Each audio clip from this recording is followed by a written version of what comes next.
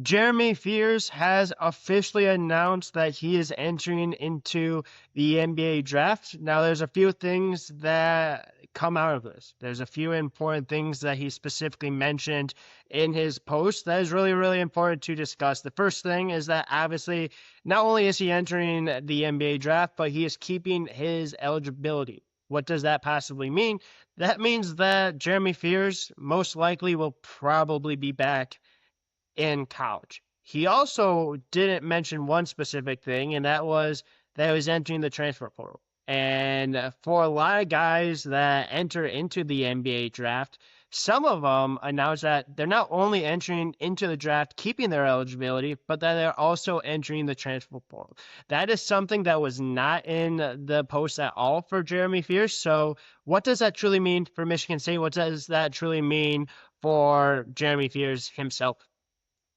I think what that truly means is that Jeremy Fears will most likely be back in East Lansing next year. I would be really, really surprised if he wasn't. I really do think that this is just probably Tom Izzo and Jeremy Fears saying that, hey, go test the waters, go figure out what you need to work on, go figure out what you need to do in order to be drafted in the NBA. And you really look at a lot of like mock drafts, you look at a lot of rankings right now, and he's around 70 right now. So one, it wouldn't really truly make sense for him to go into the NBA unless he absolutely knocks it out of the park for his workouts, which is obviously a possibility, right? There's always a possibility when someone enters into the draft, they stay there. Now, obviously, I think for a lot of Michigan State fans, they're pretty confident that he will be back. There's some Michigan State fans that are a little worried that he won't be back, that are a little concerned that this kind of makes them go a little crazy, like what's going to happen.